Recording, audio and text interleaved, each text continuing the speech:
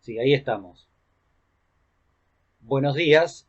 Estamos retomando, rehaciendo una clase que ya habíamos desarrollado anteriormente, que la habíamos hecho de modo sincrónico, pero de acuerdo a lo que han manifestado muchos estudiantes con problemas de conexión, decidimos, a pesar de tenerla publicada en PDF, rehacerla en el modo de video para que cada uno de ustedes tenga el relato conjuntamente con las imágenes, porque sabemos que tener solamente las imágenes sin el resto del diálogo seguramente cercena bastante el contenido de la clase.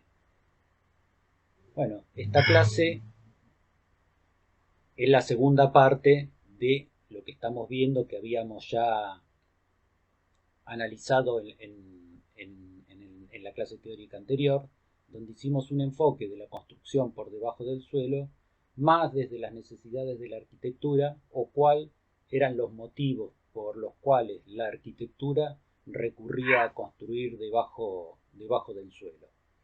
En la clase de hoy, si bien también vamos a ver algo de arquitectura, porque nos parece fundamental que cada una de las clases o cada vez que desarrollamos cuestiones técnicas de la arquitectura siempre estén acompañadas por la arquitectura. Pero en este caso, les decíamos, más orientada a las formas o a las distintas posibilidades técnicas y tecnologías que tenemos para resolver el problema. Como siempre y como hemos visto en clases anteriores, siempre hablamos de las cuestiones que suceden alrededor de los espacios que habitan las personas, ¿no? Ese refugio artificial que nosotros construimos para protegernos de un medio ambiente para el cual no estamos preparados.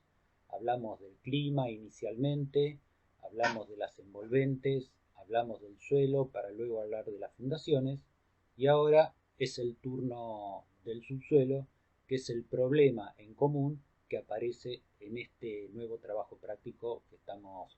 y último trabajo práctico que estamos resolviendo. Entonces, segunda parte de la construcción por debajo del suelo. Habíamos hablado de la rotura de un equilibrio natural que estaba dado por llenar el vacío y por vaciar el lleno. Entonces lo que nosotros vamos a buscar a lo largo de estas diapositivas y a lo largo de esta clase es cómo solucionar o cómo recomponer este problema o este desequilibrio del que estábamos hablando. Inicialmente, no nos vamos a detener por supuesto en esta diapositiva, habíamos hablado de cuáles eran los motivos por los cuales nosotros construimos por debajo del suelo, ¿no? Esto es algo que podrán ver en la clase anterior, si quedó alguna duda, y si quieren podrán repasarlo. Pero vamos a meternos directamente en los problemas técnicos del suelo, ¿no? Y cuáles son los motivos o cuáles son los desafíos que nosotros tenemos que enfrentar. Este es un paisaje desértico, un paisaje exclusivamente de arenas, un paisaje ondulado que está moldeado por la intensidad del viento o por la dirección del viento. Este paisaje que hoy tiene esta forma, mañana puede tener una forma diferente. Pero hay algo que es bastante interesante, que si nosotros prestamos atención a estas salientes, a estas puntas que se van armando, son bastante similares a la punta que se va armando en la parte inferior del reloj de arena, e inversamente diferente a la que se va armando en la parte superior del reloj de arena a medida que se va vaciando, ¿no? Se va formando en la parte de abajo una pirámide y en la parte superior se empieza a armar un embudo. Y esto sucede con todos los suelos y también sucede con los líquidos. Lo que pasa, a diferencia de los sólidos con los líquidos, que la situación es más extrema y siempre dependen de un contenedor como para tener una forma determinada. Al no existir ese contenedor, obviamente no pueden tener ningún tipo de forma. En el primero de los gráficos, si nosotros vaciamos arena seca sobre una superficie, siempre vamos a obtener la misma pirámide, ¿no? Esa pirámide podrá ser más grande o más chica, pero las proporciones y las inclinaciones de su contorno siempre van a ser los mismos. Entonces, los suelos nos sirven para asentar las construcciones y nos valemos de su capacidad portante para mantenerlas firmes y estables. Esto, por supuesto, que todos lo sabemos perfectamente. Sin embargo, cuando una construcción está parcialmente enterrada, sea en todo su contorno o en alguno de los lados, los suelos tienden a empujar contra la construcción misma, obligando así a disponer de estructuras que contengan dicho empuje. Por eso hablábamos de la rotura del equilibrio natural. Esa tendencia que tiene el suelo a llenar el vacío provocado es la recomposición del equilibrio que se rompió con la construcción o al haber producido esa excavación. La razón por la cual los suelos se empujan reside en que no son sólidos puros, a pesar de su apariencia, sino que se asemejan en su comportamiento a los fluidos. Los suelos, como siempre habíamos visto, es una composición heterogénea. Recuerden, y es necesario tal vez revisar los gráficos en la clase donde hablamos específicamente a principio de año sobre los suelos y la diferenciación entre lo que era un suelo y era una roca. Entonces, los suelos, a pesar de ser sólidos, tienen en algunos aspectos un comportamiento que es similar al de los líquidos. Ese No, no la comportamiento... cambies todavía. No, no la cambio, sí, decime. No, lo que yo quería era, colaborando con lo que estabas diciendo, que por ahora repararan en una letrita que hay en el ángulo inferior de la pirámide amarilla, que es una letra griega que se llama alfa, y que tiene que ver con esa clase de suelos que vimos a principio de año, y tiene que ver con alguna diapo que vamos a tener en un momentito nada más presente. Y lo que les quería decir que la forma que nosotros intentamos desde el primer curso abordar el aprendizaje del proyecto constructivo tiene que ver con una visión sistémica. Y la visión sistémica está acompañado por lo que se llama la lectura de bases de datos relacionales. La idea es que ustedes relacionen ese angulito alfa con el material que compone la pirámide y que tiene que ver con aquella clase de suelo. Dicho de otra manera, no intentamos que ustedes aborden esta materia adicionando partes, sino que vayan complejizando, que no es hacerlo más difícil, sino más complejo, con más subsistemas, las cosas que ya saben con las cosas que vamos a incorporar. Seguimos, A Adrián. esto, a esto es lo que denominamos el ángulo de reposo de los suelos, ¿no? Sobre esto vamos a empezar a conversar. Si nosotros consideramos que cada una de las pelotas estas que están apiladas en forma de pirámide es una partícula de suelo, hay una posición determinada que es en la cual el suelo, cuando se vuelca sobre una superficie, encuentra su punto de equilibrio. Y ese punto de equilibrio, que está representado con con este ángulo que hoy veíamos que se denominaba alfa y que representa el ángulo de reposo de los suelos, depende de las características del suelo. Entonces, en este recuadro vamos a ir viendo que dependiendo de la característica o de los distintos tipos, como lo fuimos viendo en las clasificaciones de los suelos, cada uno va teniendo un ángulo de reposo que es diferente.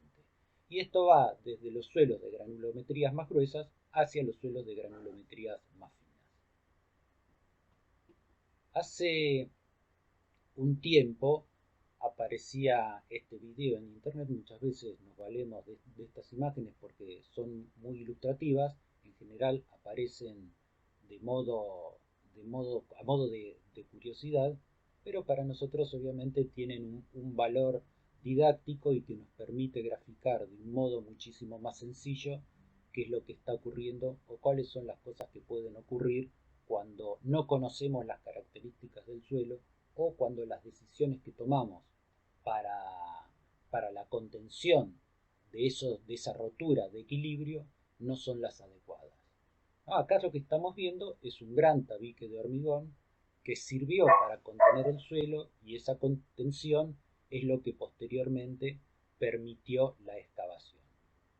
Inicialmente, aparentemente, funcionó de un modo correcto, pero ¿no?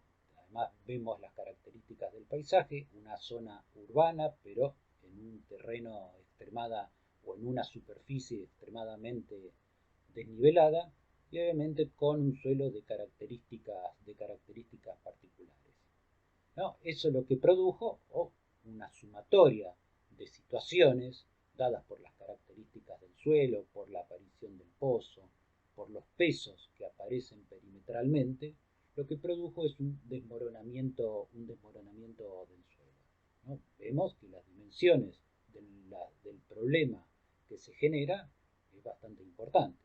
Cuando acaba el primer video pasamos para prestar atención a la segunda parte, porque evidentemente el problema no terminó con ese desmoronamiento, sino que las construcciones que quedaron en el borde, más allá de no tener un punto de apoyo, están haciendo presión sobre lo que es el ángulo de deslizamiento del suelo.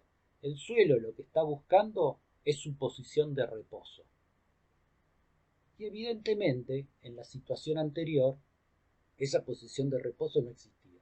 Y la posición de reposo es la que empieza a lograr en esta instancia final, ¿no? Esto lleva como consecuencia que consigo se lleva toda la construcción, ¿no? Y todos los problemas que van a aparecer para la reconstrucción de toda esa situación.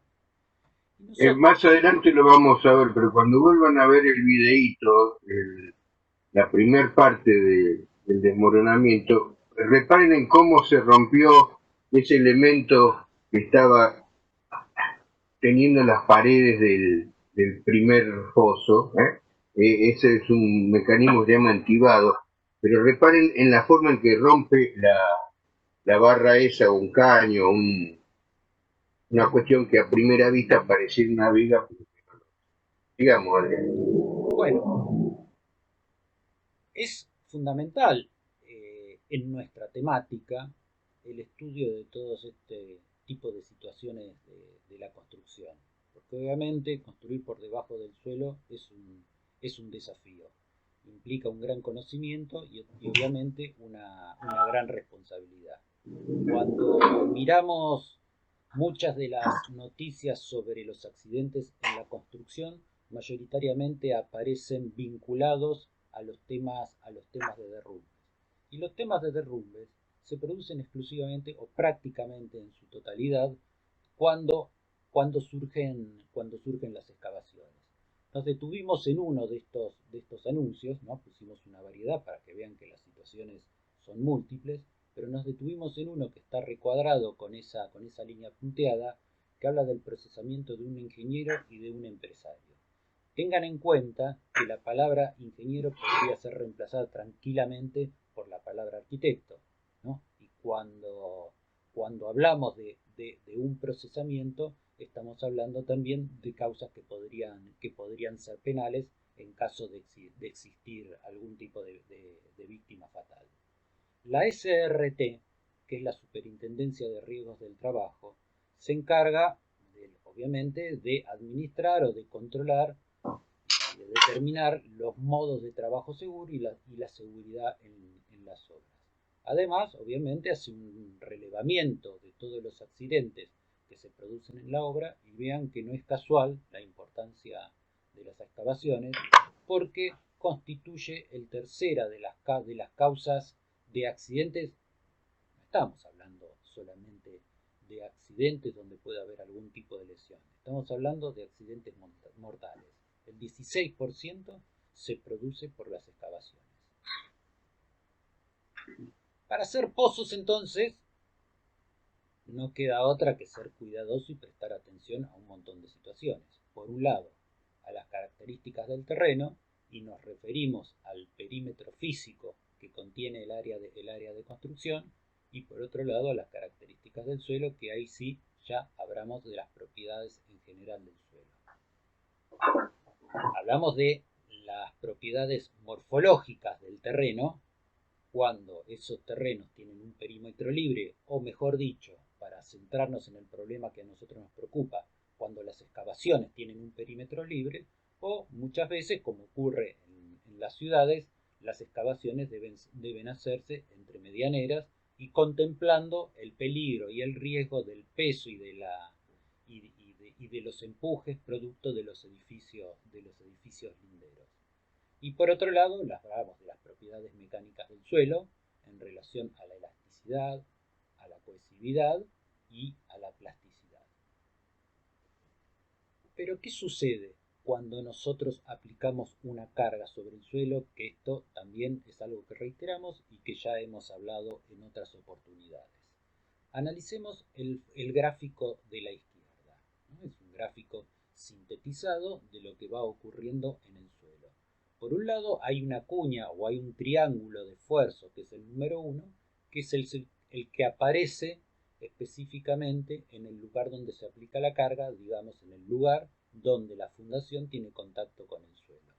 Pero la presión que la base o que el tipo de fundación elegido ejerce sobre el suelo produce empujes sobre estas dos otras cuñas que están denominadas con el número 3, y a su vez estas cuñas que están, las del número 2, y a su vez estas cuñas que están denominadas con el número 2 producen empujes sobre la cuña número 3. Detengámonos ahora en el segundo gráfico, donde hablamos del bulbo de presiones, que muchas veces hemos insistido y seguramente los docentes en cada uno de los grupos han hablado de los bulbos de presiones.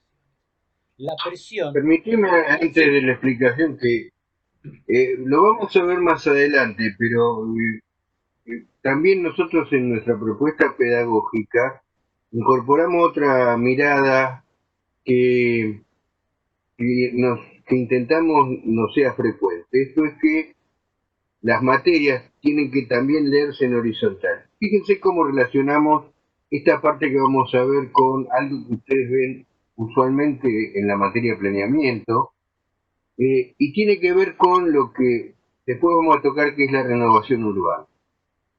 La renovación urbana básicamente se produce cuando hay determinadas áreas de una ciudad que encuentran en obsolescencia porque sus edificios ya no cumplen las funciones para las que fueron creados, o las ciudades crecen de tal manera que es necesario tener una presencia sobre el terreno mucho más importante que la que tenía en forma original, es decir, que se va densificando. Fíjense que en planeamiento ustedes van a usar un indicador que se llama FOT, que es factor de ocupación del terreno, y cuando uno reúne eso con la forma en que en general están divididas nuestras ciudades, que están divididas por leyes de India, es decir, que cada 8,66, 7,50 o 10 metros tenemos otra propiedad, es muy frecuente que el lugar que tenemos que intervenir esté lindando con construcciones existentes que muchas veces están ya muy viejitas y que están teniendo algunos temas o de estabilidad, o bien ya ha sido construido un edificio al lado. Por eso esto que les va a contar Adrián ahora es singularmente importante, porque además es terriblemente frecuente. Entonces es una de las cuestiones que queremos que tengan muy en cuenta. Adrián.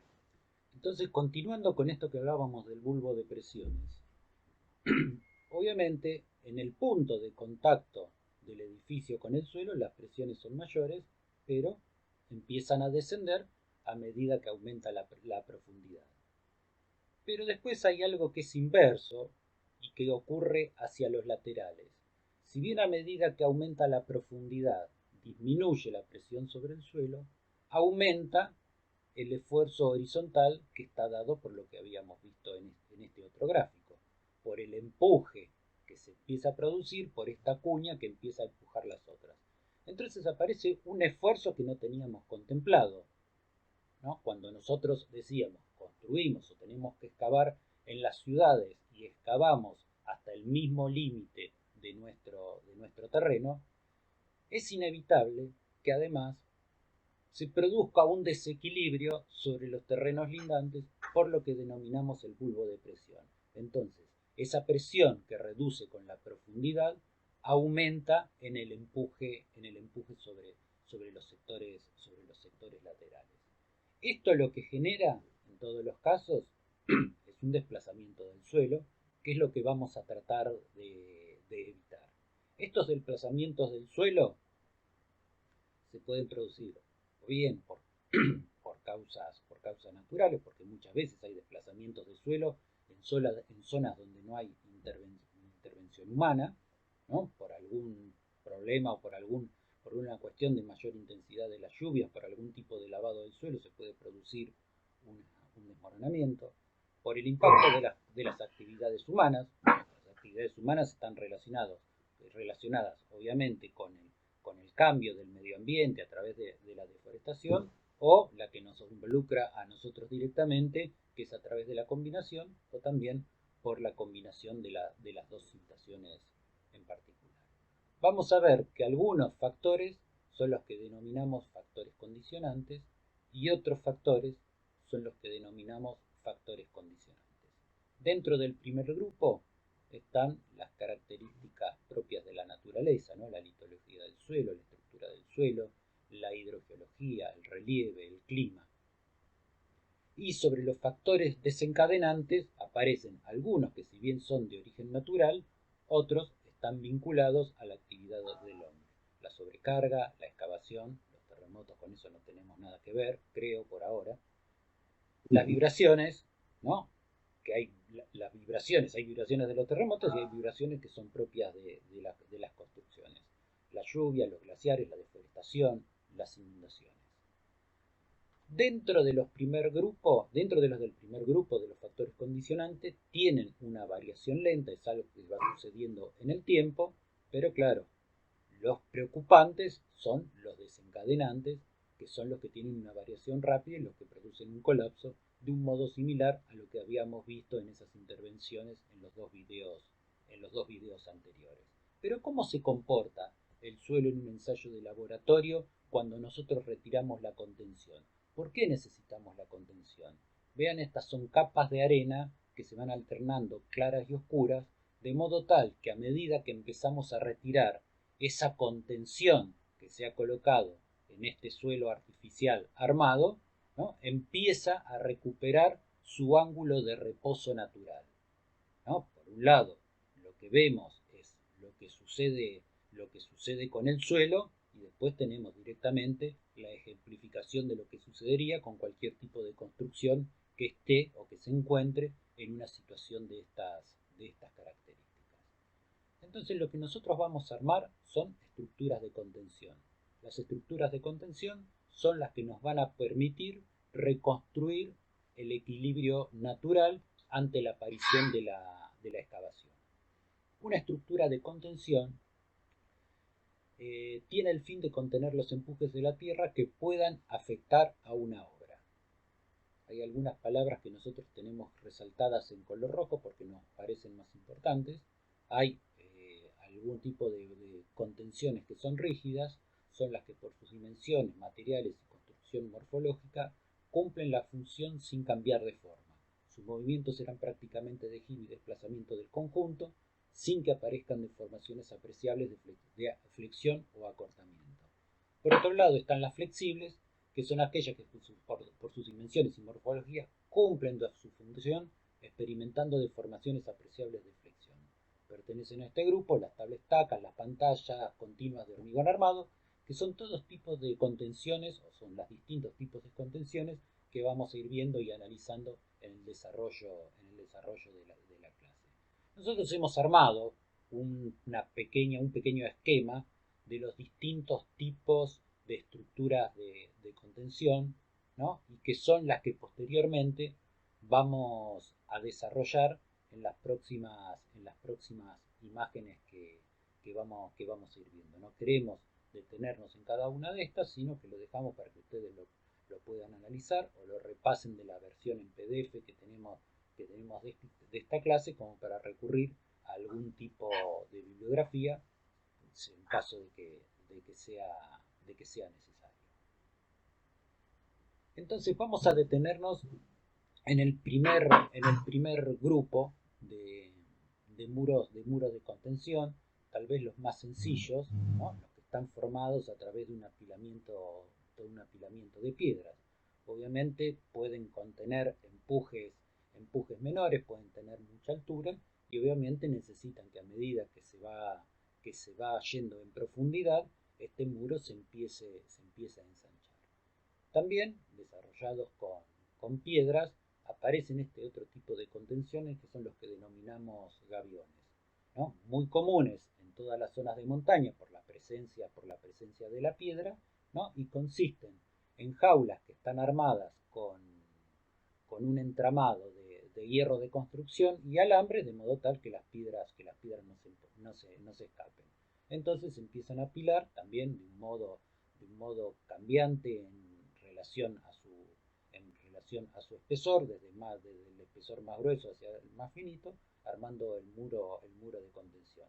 Mayoritariamente este tipo de soluciones aparecen dentro de lo que son las obras viales, al igual que estas contenciones que aparecen acá abajo, ya directamente con elementos premoldeados de hormigón, pero presten atención que cada uno de estos premoldeados de hormigón está a través de unas cintas anclado a otra parte que es más lejana del terreno, obviamente lejos de lo que es su posición de reposo, su cuña de deslizamiento, y dentro de en un esquema de planta se verían de esta forma, ¿no? Cada una de las cintas que van conteniendo la posición del hormigón, ¿no? Acá vemos un detalle como es el anclaje en el momento que llega al suelo y cuál es el modo de anclaje en el momento que se produce el vínculo con el panel de hormigón.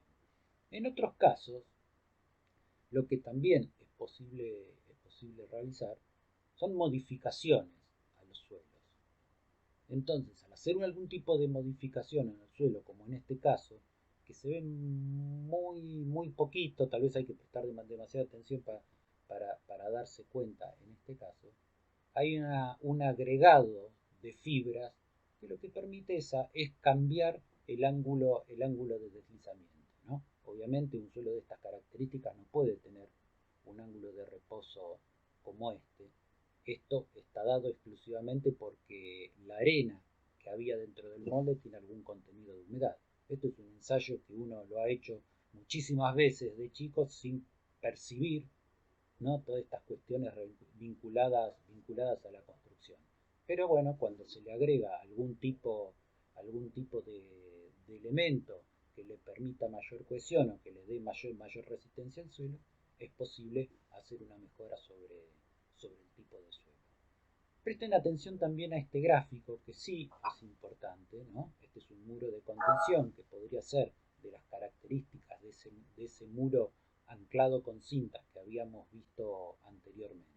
Pero acá hay una cosa que es muy importante y que es la base que es el esquema fundamental para lo que no suceda lo que había sucedido en el video, ¿no? Cuando nosotros vimos el video, ¿no? Uno lo ve como curiosidad, uy, qué macana, qué desastre, cómo se cayó todo, pero cuando lo vemos como con ojos de arquitectos, tenemos que decir, ¿qué pasó? Y es interesante cuando dice, bueno, me parece que pasó tal cosa.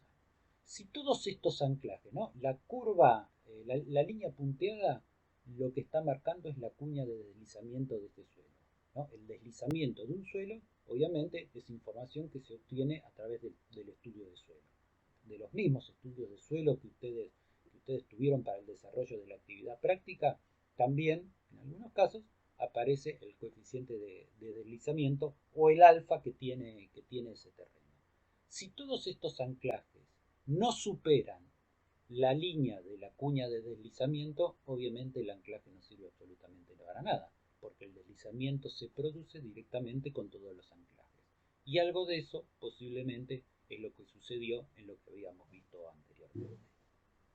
También existen otros tipos de contenciones que están dados por las sentivaciones, mayoritariamente en obras urbanas, cuando se están haciendo canalizaciones, porque es un modo rápido y práctico de ejecutarlas. Digamos, hay dos tipos, las primeras, que son las de descenso directo, cuando la superficie es menor, entonces se hace la excavación, se ponen las dos contenciones y se colocan los puntales. Pero a veces, cuando hay que llegar a profundidades mayores, es necesario contener el suelo de la parte superior para poder continuar con el suelo de la parte inferior. Entonces, es una intubación que necesariamente hay que ir haciéndola en diferentes etapas. También En algunos casos se puede utilizar para la construcción de subsuelos en edificios, ¿no? En edificios, ¿no? En algunos casos será necesario, se analizarán cuáles son las distintas opciones, pero este tipo de sistemas lo que requiere es armar primero los puntos de fijación, o sea, como contención puede ser de fabricación muy sencilla, y luego con algún sistema de izaje colocar cada una de estas, que no son vigas, sino que empiezan a funcionar como columnas porque están sometidas no solamente a flexión, sino que también a la compresión, ¿no? Les habíamos dicho mayoritariamente en obras de infraestructura urbana, pero bueno, cuando estas obras, cuando todas estas precauciones no se tienen en cuenta, no se llevan a cabo, pueden ocurrir algún tipo de accidentes de estas características, ¿no? Que ante la presencia de una carga en el borde del pozo se produce el desmoronamiento, ¿no? Vean que en este caso hay un corte prácticamente vertical, o sea que es un corte antinatural para lo que es el ángulo de deslizamiento que puede tener un suelo de estas características. Hay otro tipo de muros de contención también, en algunos casos, algunos utilizados en la arquitectura, como pueden ser los tablestacados, y después están este otro tipo de muros que además tienen, ¿no? Que es un entramado de hormigón que además puede tener una función decorativa al contener plantas, entonces sirve también como diseño del paisaje, y en este caso algo similar a lo que habíamos visto con la arena, la incorporación de membrana, ¿no? Esta es la membrana, ¿no? En el corte del suelo está la membrana que está anclada en un determinado punto. Entonces, como el suelo empieza a tener adherencia a la membrana, lo que evita es el deslizamiento del suelo. Las tablestacas, que hay que ir hincándolas en el lugar donde se utilizan, y además tienen una serie de pestañas que permiten relacionarse las unas con las otras para terminar armando un muro continuo, ¿no? Si vemos en cada uno de estos videos, ¿no? Vamos viendo cuál es el procedimiento para la colocación de tablestacas, ¿no? Un tablestacado también en un arroyo que pasa por una zona urbana, y un caso un poco más complejo, podría ser lo de construir una isla artificial. Pero prestemos atención, mientras van pasando los videos, a la imagen que es un poco más grande y que es un poco más aclaratoria del tema. Supongamos que lo que se necesita construir acá es la base de un puente similar a esto, que supongamos que por la cantidad de tránsito es insuficiente. Entonces lo primero que hay que hacer es clavar todas las tablestacas. Una vez que están las tablestacas, obviamente un poco de agua en lo que es este vínculo empieza a ingresar, pero es una cantidad menor. Una vez que están las tablestacas se puede empezar a vaciar el sector que tenemos confinado. A medida que vamos vaciando, necesitamos construir, ¿no? Este anillo para evitar que el empuje del agua vuelva a tirar las tablestacas. Si esto lo haríamos, si vaciamos todo el pozo sin ningún tipo de contención, obviamente el agua trataría de recuperar su equilibrio natural y otra vez tirar todo. Entonces se vacía hasta una determinada altura, se construye toda esta parte, se puede seguir vaciando, se construye toda esta parte, se sigue vaciando, y después con una grúa desde una plataforma o directamente desde un pontón, que es una especie de embarcación que sirve para estas cosas, con una grúa se puede embrajar todas las herramientas pesadas que se necesitan para trabajar ahí en el fondo. Bueno, vamos a mirar ahora algo ya un poco más, ahora que hicimos el recorrido por todas estas cuestiones, algo más vinculado a las excavaciones de la arquitectura, ¿no? Entonces, esto Lo que está sucediendo con estas pantallas de hormigón o con estos muros de hormigón, sí, pantallas, ahí está, son las pantallas. Lo que está sucediendo es algo parecido a lo que habíamos visto recién con las tablestacas. Es posible excavar una cierta profundidad sin que el suelo venza la resistencia de la pantalla, porque todavía hay una gran proporción de esta pantalla que está empotrada en el suelo. Entonces, este suelo no va a tener movimientos en este sentido, porque de acá hay lleno y de acá hay lleno. El problema es que de acá hay lleno y de acá hay vacío. Entonces, acá sí se produce el movimiento. Entonces, para poder seguir excavando, es necesario anclar la parte que queda en el sector de la pantalla que está en la parte superior. Entonces excavamos a este nivel. Y para seguir bajando, obviamente, nuevamente se repite el operativo. Una vez que aparece el edificio, es quien reconstruye este equilibrio que se había roto con la excavación. Todos los problemas que hemos visto con las, con las excavaciones están relacionadas con un mal uso, el no tener contenciones en los límites de las excavaciones, el circular con pesos importantes que produzca desmoronamiento de los bordes, la falta, ¿no?, de un entibado adecuado. Bueno, son todas cuestiones que es necesario tener en cuenta cuando estamos trabajando. Sí, yo comento, Adrián, la caricatura que está en la diapo anterior arriba a la izquierda, es exactamente lo que pasó en lo que era el edificio que hoy ocupa la jefatura de gabinete en Diagonal Sur y Belgrano, Buenos Aires, que está hecho, era el edificio Somisa, un edificio que está íntegramente hecho con vigas de acero inoxidable, y estaba el subsuelo, que tiene muchos subsuelos porque ahí eh, la altura máxima de la edificación no permite grandes alturas, entonces hubo que construir mucho para abajo. Y en un momento descargaron vigas, como le pasó a la caricatura de arriba a la izquierda, y murieron varias personas relacionando esto de la lógica relacional con aquel aviso del diario que mostraba Adrián.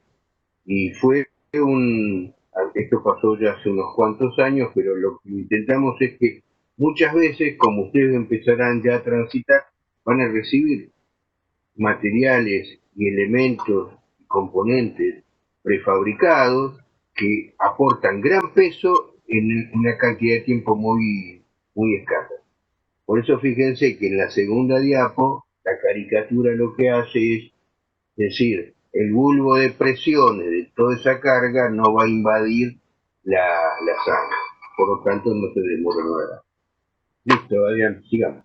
Bueno, entonces vamos a una de las alternativas para las excavaciones, que es a través de la construcción de una pantalla de pilotes.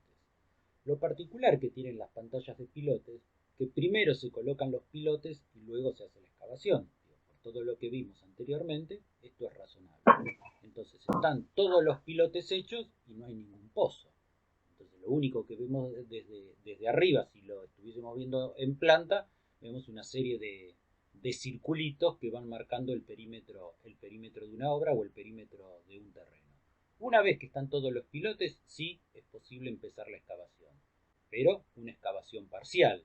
Entonces hay que hacer una excavación que en un momento, ¿no?, cuando supongamos venimos por acá, antes de llegar a este nivel nos detenemos para generar el anclaje en la parte superior de cada uno de los pilotes. Este es un modo de anclarlos, después vamos a ver que hay otro modo de anclar los pilotes. Una vez que estos pilotes están anclados, podemos seguir con la excavación hasta una segunda etapa.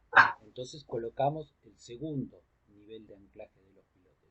Y así sucesivamente seguimos construyendo, ¿no? En un proceso constructivo que acá está desarrollado en 6 pasos, aparece la perforación, el primer pilote. Vean que después aparecen las perforaciones alternadas de los pilotes, y por último se empieza a llenar cada uno de los intersticios que quedaban entre los pilotes para la colocación de otro pilote más. Una vez hecha la pantalla de pilotes es cuando empieza la excavación.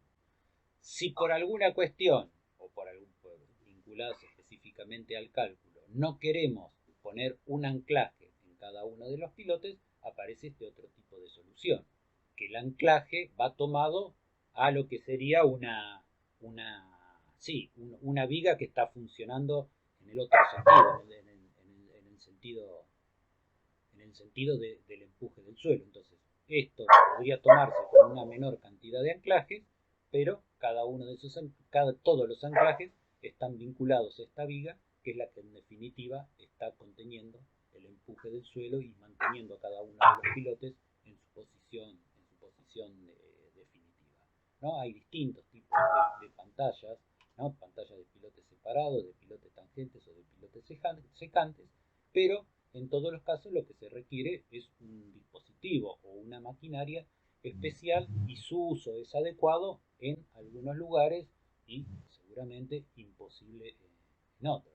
Si estamos hablando de ubicaciones o de emplazamientos urbanos en lotes que son un poco ajustados o que son de dimensiones reducidas, como habitualmente son los lotes de nuestra ciudad, seguramente este tipo de decisiones es inviable. Pero bueno, como un caso como este, donde evidentemente hay espacio para poder construir sin ningún tipo de inconvenientes, es posible la adopción de alguno de estos tipos. Sí, en casos particulares, por caso cuando hubo que agregarle peso a las torres de la Catedral de La Plata, o muchas veces en terrenos urbanos, vamos a ver más adelante soluciones de pilotes más pequeños a través de elementos mecánicos que a través de alguna solución técnica multiplican la resistencia de la pieza como para poder realizarlos en lugares más pequeños.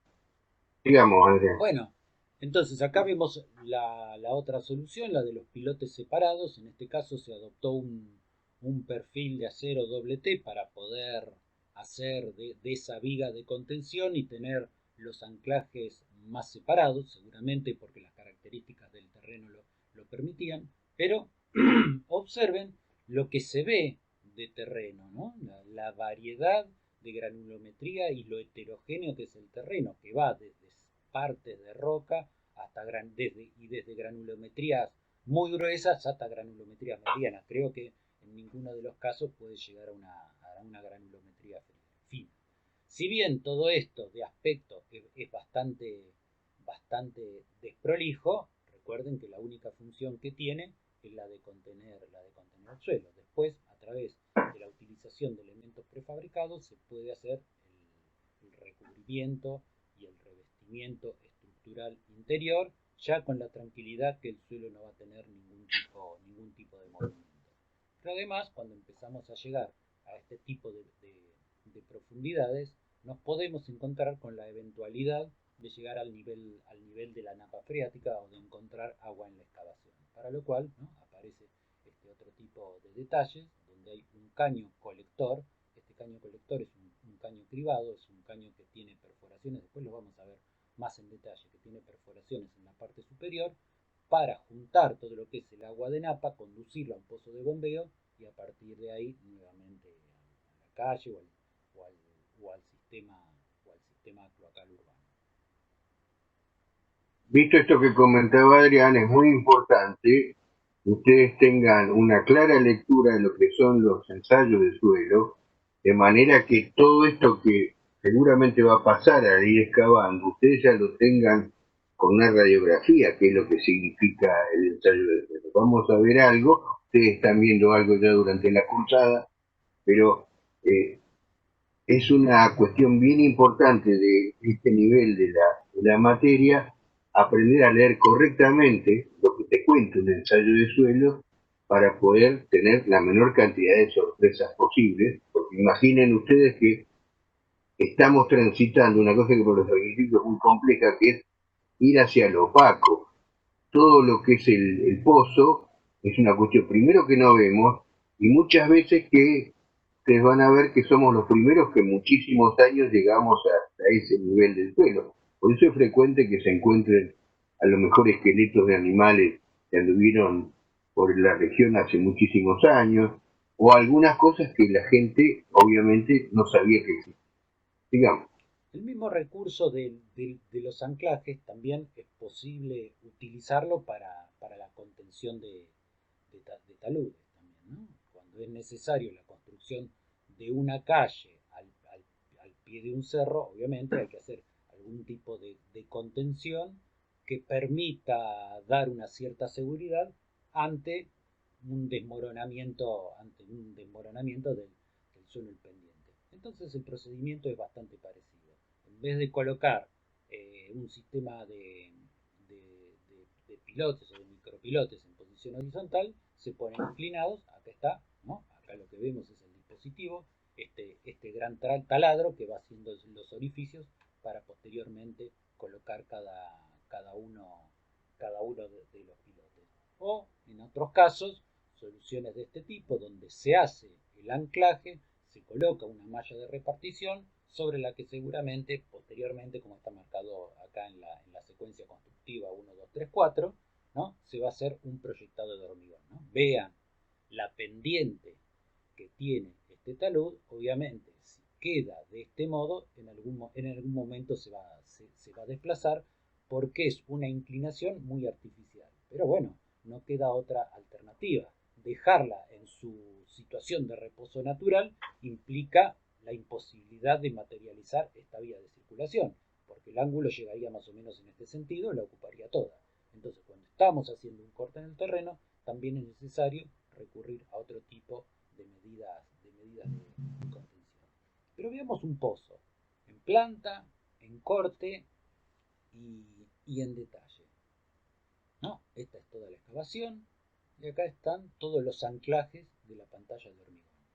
Cuando lo vemos en el corte, otra vez vemos todos los anclajes y aparece una cosa rara porque hay anclajes para abajo. ¿Qué son? ¿Apoyos? ¿Qué es una platea con pilotes? No, es una platea que además puede tener anclajes, ¿no? Acá estamos viendo, ¿no? En la imagen estamos viendo obviamente todos los que están sobre las paredes. Pero lo que sucede es que hay otro desequilibrio que también se produce cuando nosotros hacemos excavaciones, que el peso del volumen del suelo que retiramos es menor al peso del volumen del edificio que incorporamos.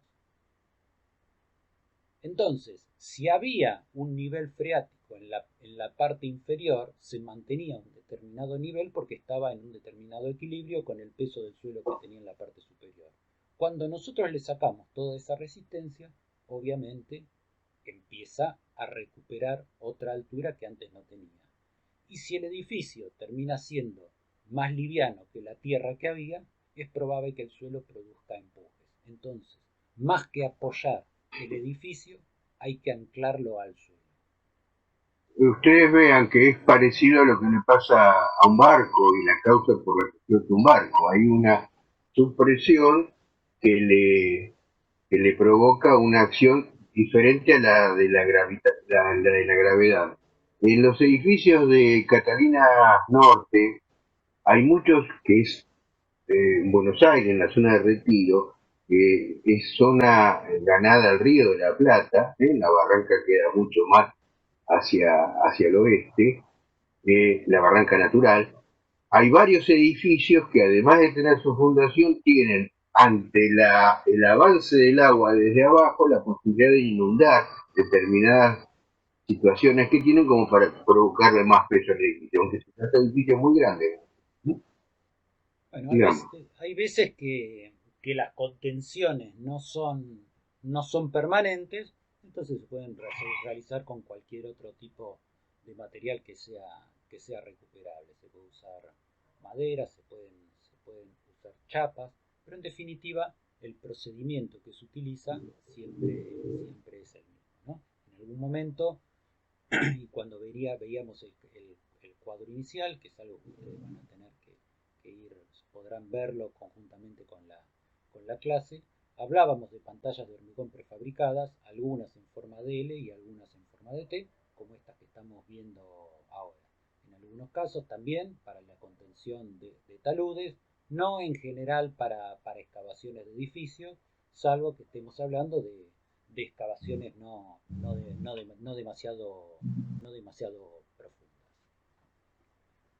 Otro de los sistemas que en cierto modo tiene una similitud con, con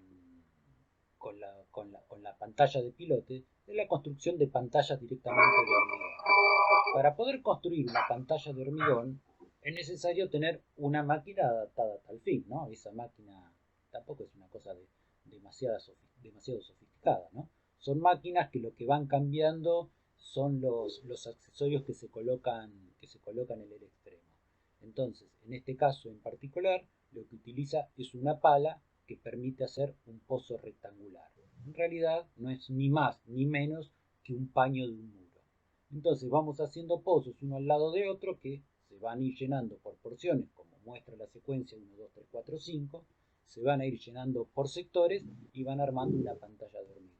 Una vez que está constituida la pantalla de hormigón, del mismo modo que lo habíamos visto con la pantalla de pilotes, es posible empezar la excavación. Obviamente con el mismo recaudo. Ese recaudo estaba dado por empezar la excavación y a medida que se iba excavando, ir produciendo los anclajes de la parte superior de la pantalla. Una vez hecha el anclaje de la parte superior de la pantalla, no había ningún inconveniente y se continuaba con la excavación y nuevamente se repetía la secuencia de otra vez empezar a hacer un segundo, un tercer anclaje, un cuarto anclaje o la cantidad que sea necesario de acuerdo a las características que tenga la excavación.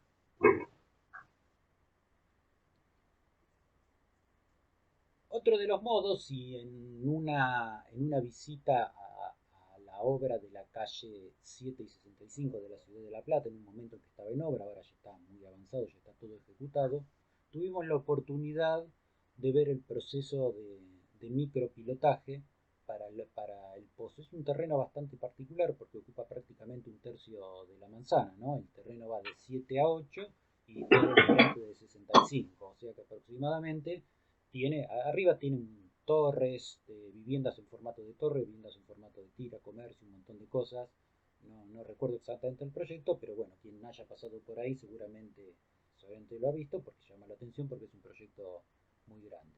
Todo ese terreno que tenía 40 por 120 tiene un subsuelo donde se alojan, o dos niveles de subsuelo, donde están todas las cocheras del edificio.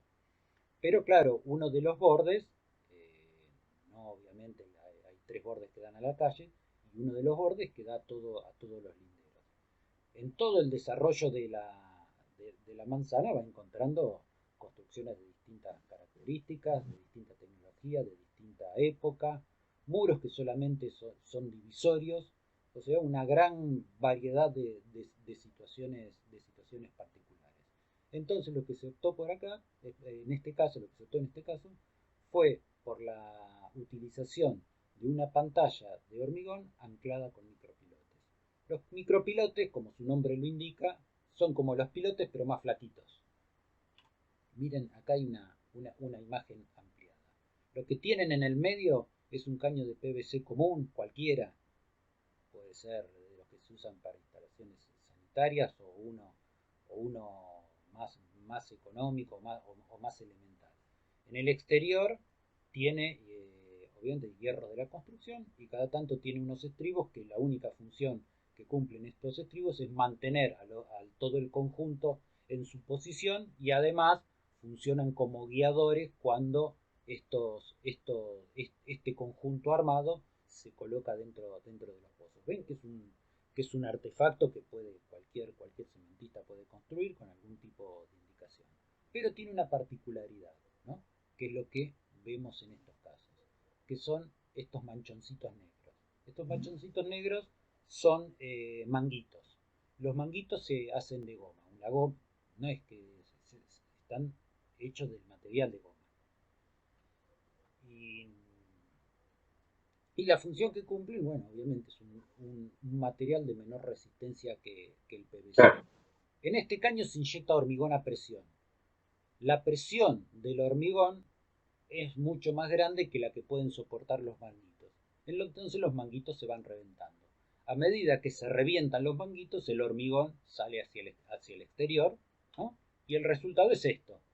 En cada manguito que revienta se va armando una saliente que esto obviamente multiplica muchísimo la capacidad de anclaje de ese pilotín. Es prácticamente la diferencia que puede haber entre un tornillo y un clavo. Un clavo es fácil de sacar con una tenaza. Para sacar un tornillo hay que hacer un poco más de fuerza. La tarea es un poco... Se añade a la fricción el efecto de corte, porque para extraerlo yo tengo que cortar todo el terreno que involucra el ancho del, del micropilote, ¿no? Hay otros tipos de pilotes que obviamente son más sofisticados que los anteriores. No son cosas que se puedan prearmar con materiales tan sencillos como el caño de PVC y los hierros de construcción, porque en este caso estamos hablando de anclajes permanentes.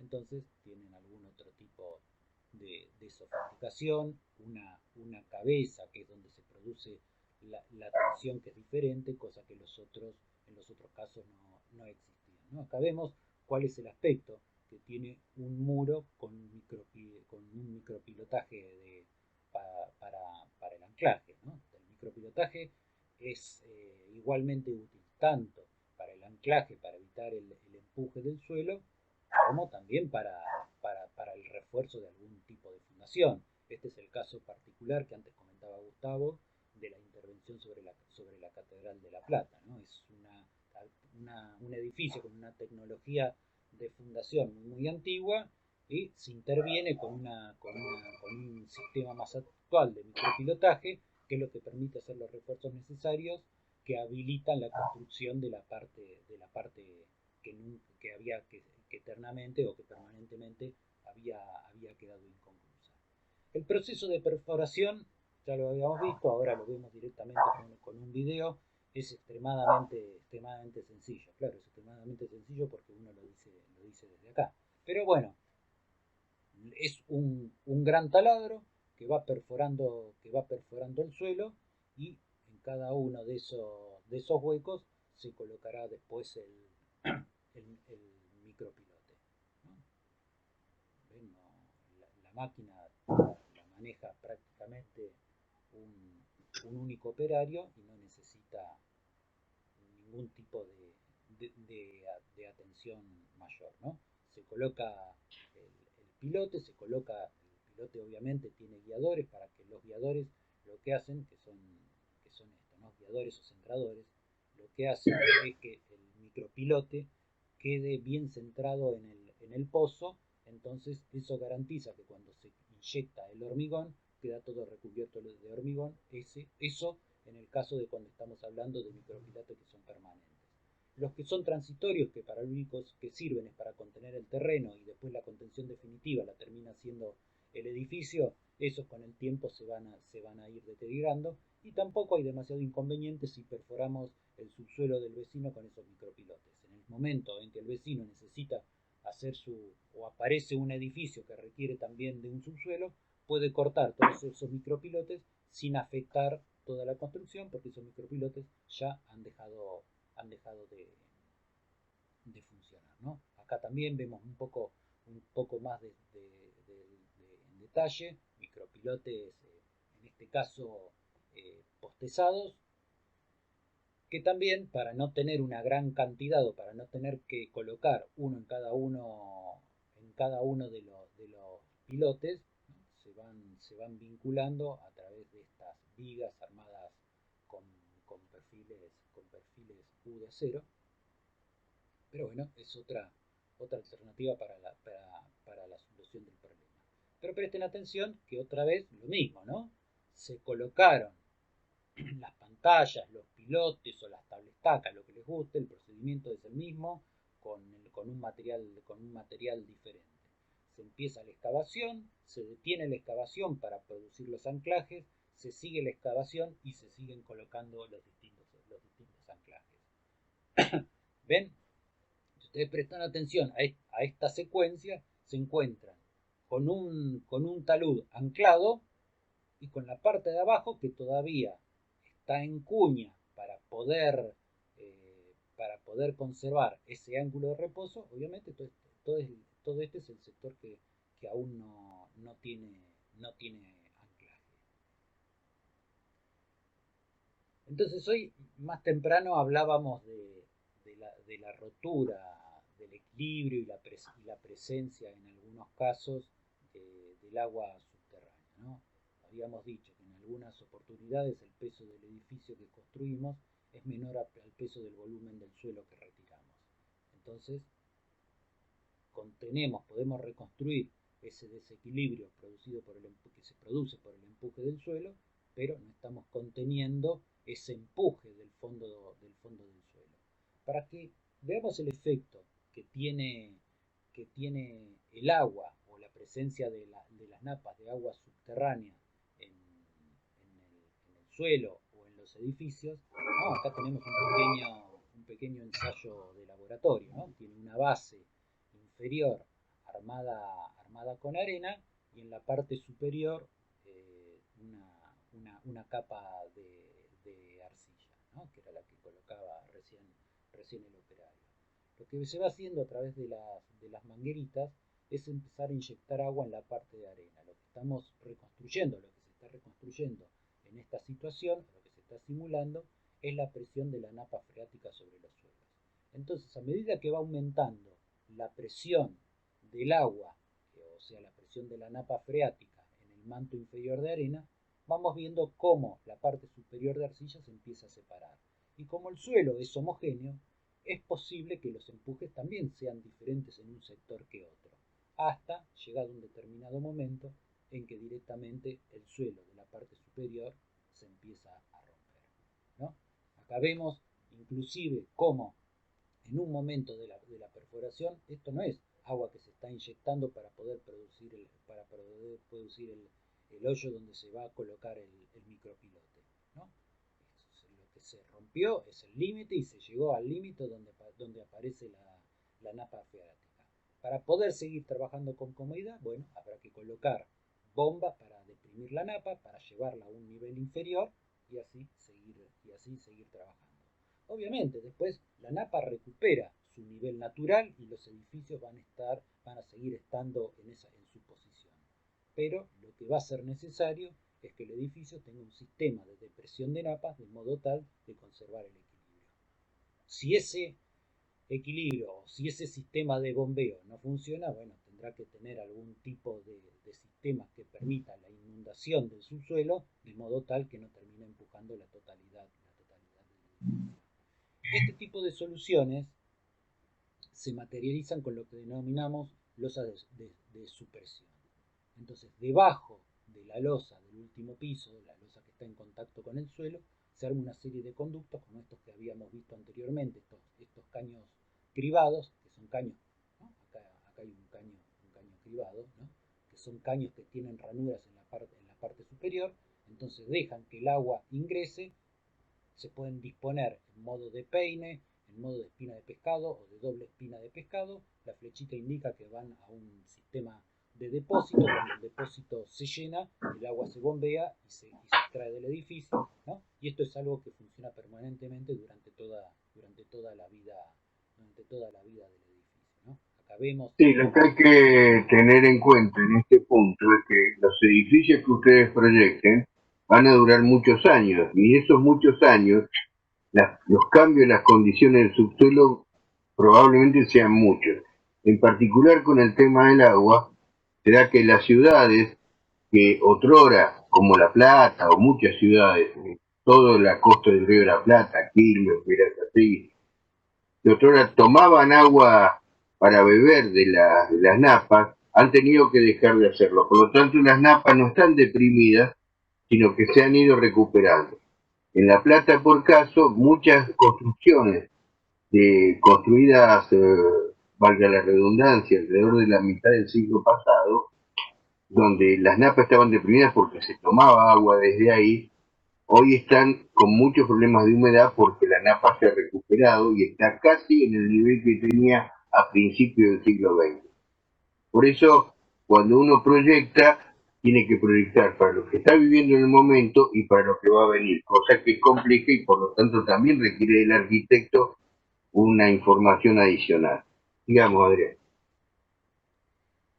Bueno, este es un proceso de construcción de una de esas de esas losas de supresión, hechas de otro modo. Acá no ni empeine ni espina de pescado, sino que solamente había un caño perimetral y acá aparecía un pozo donde se captaba todo el agua que se juntaba de la losa de supresión, ¿no? Ahí está el caño sobre un geotextil, que es esto que se alcanza a ver acá, ahí aparece como una tela que aparece en el fondo, un geotextil, ¿no? Una cama de grava, lo mismo que terminamos haciendo en las macetas, ¿no? Para que el agua drene, para que no se tapen los orificios del caño con tierra y funcione y permita funcionar correctamente.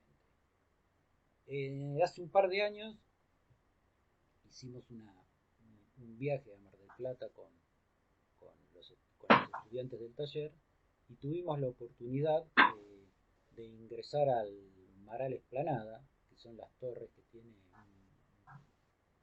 son tres torres de César Pelli sobre la costa, ¿no? Entonces, claro, en realidad lo que había era las torres en distinto nivel de avance y algunas partes, ¿no? Bien como ustedes saben cómo es el terreno de Mar del Plata, ¿no? Mar del Plata es donde muere el sistema de las sierras de Tandil, entonces eso es lo que genera una costa muy desnivelada y además un suelo que permite, ¿no? Que permite dejar un corte de talud prácticamente vertical por la dureza, por las características litológicas que posee. Entonces muchas veces nos llama la atención este tipo de cosas, aunque vean que dentro de la heterogeneidad hay algunos lugares donde encontramos suelos más bien arcillosos con características bastante similares a lo que vemos en nuestra zona, ¿no? Capas de tosca, que es esa cosa que se ve un poco, que es ese suelo que se ve naranja, el primer manto vegetal, que es el que nunca nos sirve obviamente para la construcción. Acá hay una pequeña secuencia de de un pozo en una zona urbana, en una zona céntrica de la ciudad, céntrica, ¿no? En la calle 45 entre 13 y 14, ¿no? Una zona céntrica con el problema de tener edificios pegados, pero lo que ven acá, lo poco que se ve hecho, que es solamente el pozo y los muros de contención para poder dimensionar el problema, es lo que llevó, tal vez fue lento o tal vez fue extremadamente precavido, pero llevó directamente un año de trabajo, ¿no? Un año de trabajo muchas veces es el tiempo en que se puede emplear en construir un edificio sin subsuelos de planta baja y 8 niveles. Y acá lo único que se hizo es solamente el pozo. Entonces con esto también empiezan a tomar dimensión de la dificultad de la construcción por debajo del suelo, ¿no? Realmente cuando nos toca construir por debajo del suelo y llegamos al nivel cero, ¿no? La exclamación de todos en la obra es salimos del pozo. Es como una sensación de alivio. Lo peor ya pasó. En realidad te falta todo, porque no tenés estructura, estás donde habías empezado, otra vez estás en el cero. Pero vamos a mirar un poquito la secuencia de este pozo. Este era un terreno de 20 por 40 que tenía dos niveles de estacionamiento y en otro sector tenía un archivo que era un tercer subsuelo. Entonces requería una excavación importante, una excavación que ocupaba la totalidad del terreno, con lo que nos involucraba con la totalidad de los vecinos.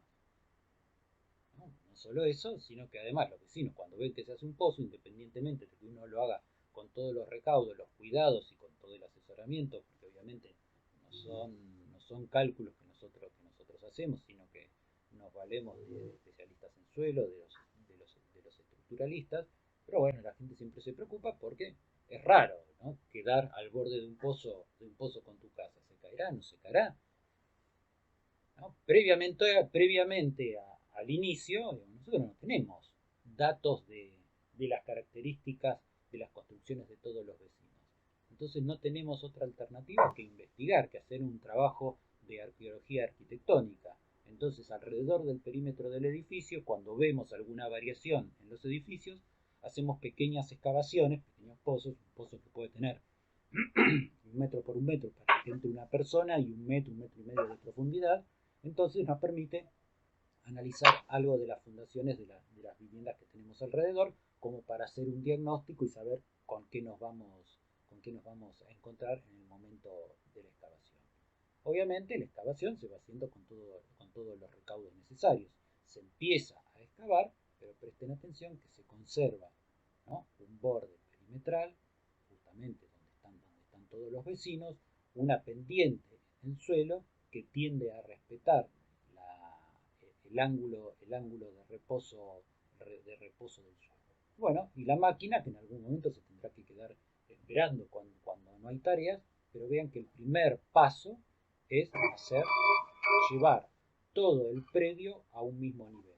Si este nivel es 1,5 metros, no es mucho más que esto, 1 metro, 1,5 metros, bueno, esto es lo que se puede hacer. Recuerden que también todo el suelo que se va extrayendo, al sacarlo, tiene lo que se denomina el coeficiente de esponjamiento, ¿no? Cuando estaba acá, estaba compactado, cuando lo empezamos a revolver, se empieza a expandir. Entonces, cada metro cúbico de suelo que sacamos, arriba del camión, tal vez se transformó en 1,5 metros.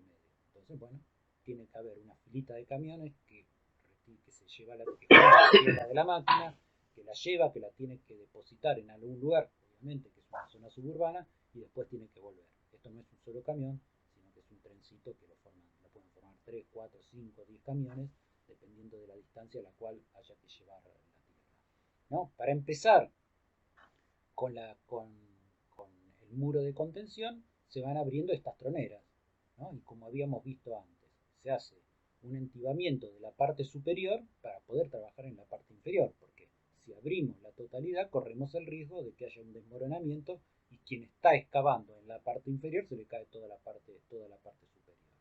Y además una serie de fines polietileno, ¿no? Como esto no es para el momento del trabajo, sino que es algo que quedaba permanentemente por si llovía algún día, evitar el lavado de la parte superior con el posterior desmoronamiento, ¿no? A medida que iba continuando la excavación, ven que los frentes sobre los cuales se puede empezar a trabajar son realmente pocos, ¿no? Esto es el suelo cortado vertical, no tiene nada que ver con lo que puede ser un ángulo de reposo, entonces hay que apuntalarlo todo, hay que entibarlo todo. Acá llegamos a la parte inferior donde se van a armar los tímpanos, esta especie de tímpanos que van a formar parte del muro de contención. ¿Ven cómo se va entibando todo? Y los dos superiores en el fondo, acá también, algunos que están apilados de modo incorrecto, uno trabajando arriba de otro, cosa que no debería hacerse. Y acá armando el encofrado. Esto, como posteriormente se va a llenar con hormigón proyectado, necesita un único encofrado, no necesita el del otro lado, ¿no? Entonces acá vemos cómo se realiza. Hay un encofrado, acá está el operario haciendo el gunitado. El gunitado es a través de esta especie de pistola a la cual ingresan dos mangueras. Por un lado el hormigón bombeado, que es esta, que es un poco más gruesa, y en la otra aire a presión. Entonces eso es lo que hace que se proyecte el hormigón. El hormigón, como viene, un hormigón con poco, lo posible, con poco asentamiento, de modo tal que no se empiece a desparramar y no se empiece a salir.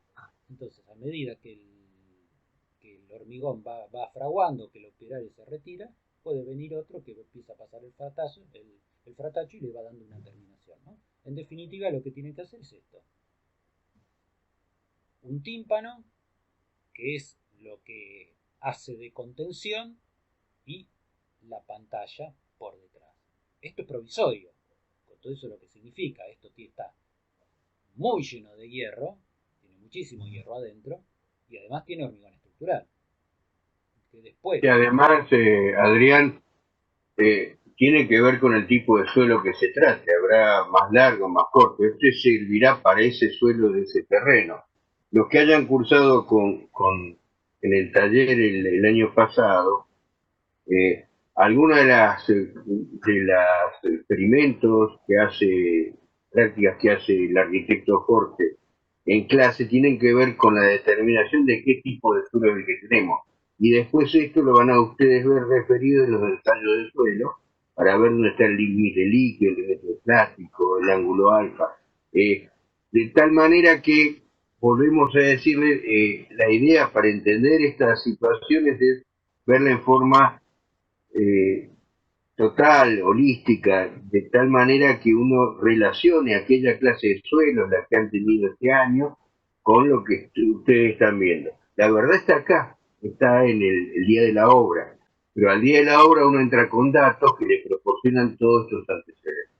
Seguimos, Adrián. Bueno, vemos el pozo ya más avanzado, ya todo el muro de contención ejecutado.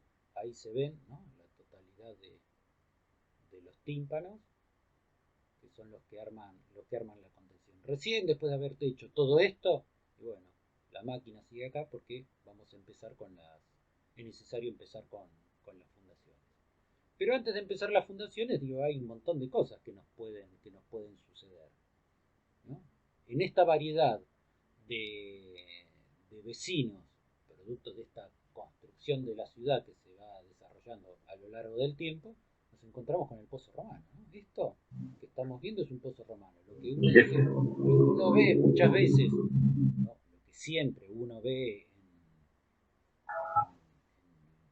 en los planos o lo dibuja en los planos, bueno, acá es en la realidad. Y además es algo que nosotros nunca nos imaginamos, porque decís, una vez que llenaste un pozo romano, decís, ¿cómo sabes cómo quedó? ¿Qué sabes? Esperemos que haya quedado bien. Bueno, y acá es como se ve el pozo romano, el relleno con un hormigón seguramente H8 y la última parte que es la que contiene la armadura con el hormigón estructural. Pero también aparece la condicionante del agua, ¿no? Estas dos personas que llegaron hasta este nivel y llegaron hasta el nivel freático, al otro día se fueron y encontraron que el agua había llegado hasta este otro nivel. Entonces nuevamente hay que poner una bomba, vaciar el pozo, mantener el pozo vacío, por lo menos durante el momento que se trabaja. Es aconsejable mantener toda la obra seca durante todo el tiempo para que se pueda trabajar con la mayor comodidad posible. Bueno, algunas imágenes que corresponden al momento de las fundaciones.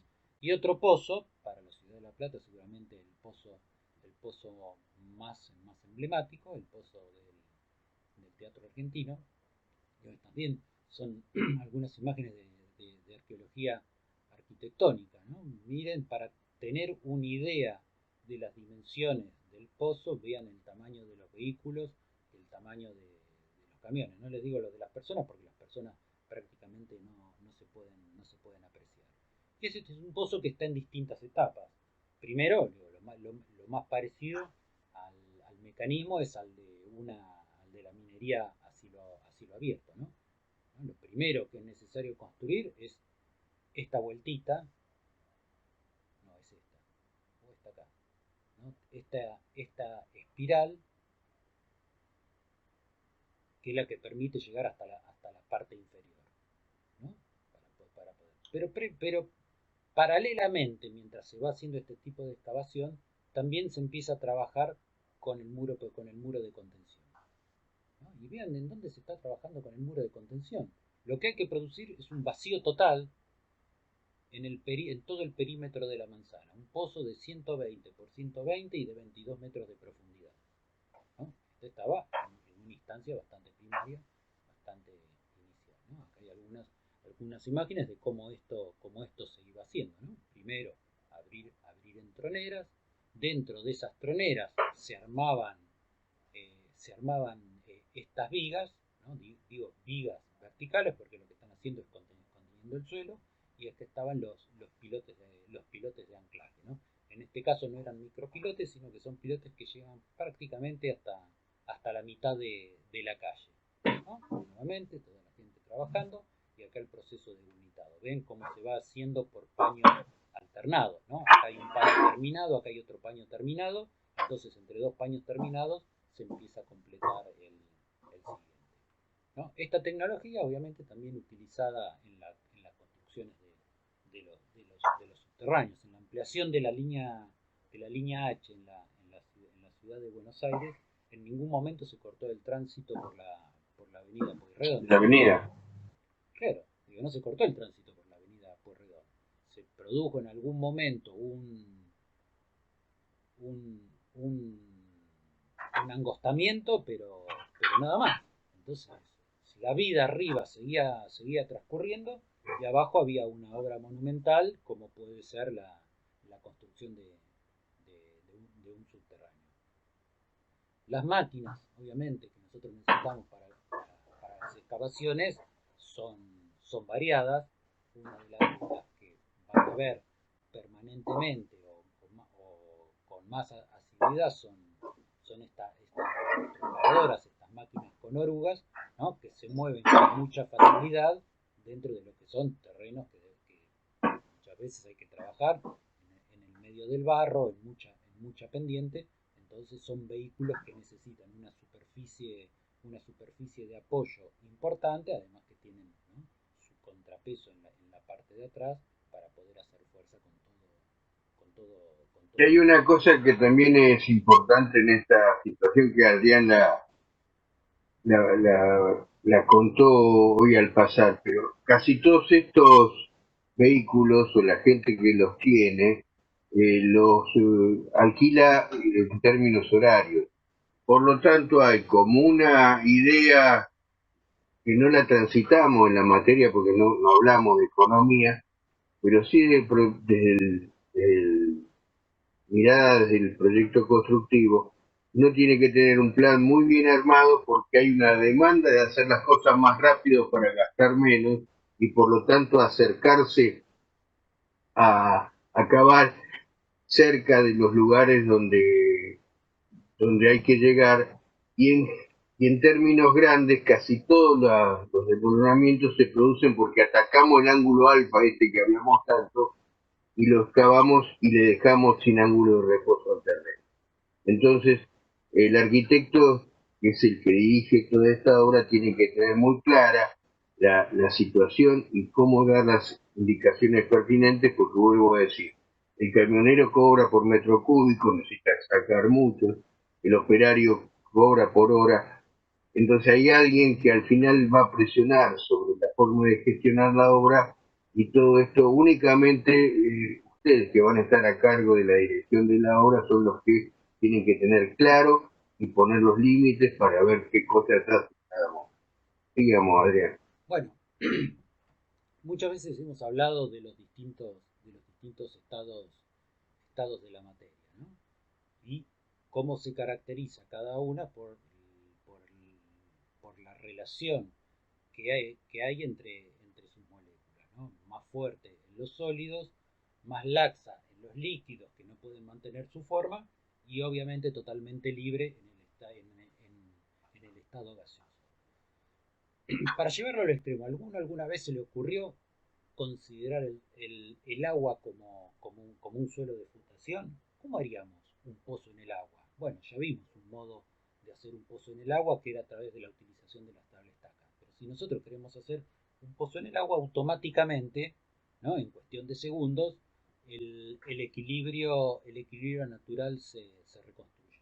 Con lo que es bastante complejo esto de construir o de tratar de fundar en algo que directamente no es que se comporta como un líquido, sino que directamente es un líquido. Yo me quería detener en un edificio, ¿no?, que está en Puerto Madero, el Madero Walk. Lo voy a marcar porque dentro de todo esto podría ser cualquiera, pero no lo es. Es este. Es un salón de fiestas. A mí mucho no me gusta, pero no importa. Pero es una cuestión mía. Pero sí me resulta interesante desde lo tecnológico. ¿Y qué puede tener de interesante este edificio? Bueno, bastante, ¿no? ¿Ven? La imagen es esta. Yo digo, bueno, al que le guste, le guste. El tema de lo lindo o feo es una cuestión muy personal. Pero lo interesante que tiene este edificio es esto, ¿no? El edificio lo hicieron en la zona de Tigre y lo trajeron flotando hasta Puerto Madero, ¿no? Un edificio de hormigón. O sea, podríamos decir, hay alguien que dijo, bueno, yo sí voy a fundar arriba del agua. Este es un sistema de fundación arriba del agua. Lo que armaron es una especie de pontón, ¿no? Que es toda esta parte.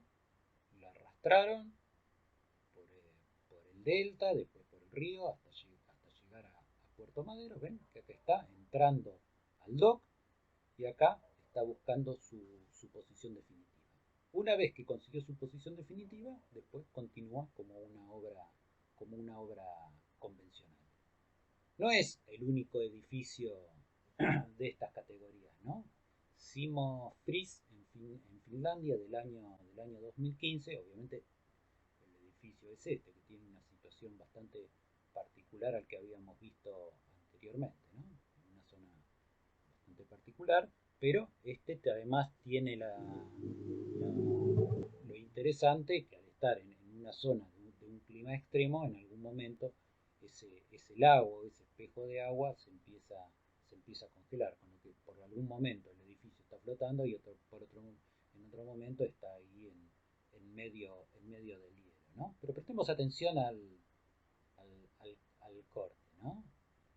Donde se ve todo el edificio que está flotando y lo único que tiene es una contención acá. Y acá está el anclaje con la fundación. En realidad no sirve para fundar el edificio, sino para mantenerlo dentro de una posición. Acá lo vemos en la planta, ¿no? Todos estos puntales lo que hacen es tratar de mantener al edificio dentro de su posición definitiva. En un ejercicio junto con Consuelo Calvo y con Juan Maresi, ¿no? Un ejercicio de un curso de posgrado sobre excavaciones y apuntalamientos, se nos planteaba una situación como las que se plantean típicas en los ejercicios teóricos de la facultad, ¿no? Una situación donde te pasan todas las cosas malas. Era muy difícil no encontrar una cosa mala. La construcción deteriorada del vecino, la base invasora, eso son situaciones que muchas veces ocurren en la construcción. Un pozo ciego cercano a la medianera, si bien no es algo permitido, ¿no? Las cosas que no están permitidas también pueden ocurrir. Entonces había que resolver la estructura, cómo organizar el procedimiento de un edificio que tenía dos subsuelos para estacionamiento y en la parte superior un edificio de 6 niveles. Pero además tenía el problema de todos los linderos, ¿no? Se hizo un análisis de todas las tareas previas, como les había comentado hoy, ¿no? Es necesario, como nosotros no conocemos las condiciones constructivas de todos los edificios que nos rodean, hacer un relevamiento a través de pequeños pozos que las denominamos calicatas, donde vamos viendo, primero vemos un poco la consistencia del suelo, pero lo que más nos interesa es ver el estado de todos nuestros vecinos, ¿no? Y los ejercicios también incluyen estas cosas que nosotros les pedimos y que es necesario y que ustedes seguramente se han acostumbrado a leer, ¿no? Lo que es un estudio de suelo y toda la información que el estudio de suelo contiene. Bueno, hemos llegado al fin, Gustavo. Sí, en realidad es el fin del principio, como dijo un señor en Inglaterra alguna vez, porque la idea de esta charla es que ustedes descubran, los estudiantes, que este es un tema muy importante y que además tiene mucho que ver con la tarea del arquitecto y que no es un problema de ingeniería. El ingeniero, como varias veces lo repitió Adrián, nos va a dar una mano, va a colaborar, va a interpretar técnicamente, pero los que dirigimos el proyecto constructivo somos nosotros. Por eso el arquitecto tiene que conocer estas cuestiones y hay muchas que ustedes la irán conociendo con la práctica, pero a la práctica hay que agregarle la teoría correspondiente. Por eso nosotros queremos dejarle el encargo de ver con tranquilidad todo esto que hemos hablado, repasarlo en el PDF y ponerle a esta cuestión una idea que siempre queremos compartir, que es que cuanto más sepamos de estas cuestiones, más libres vamos a ser para el proyecto arquitectónico. Vamos a saber qué se puede, qué no se puede. Es una locura. ¿Esto por qué lo decimos?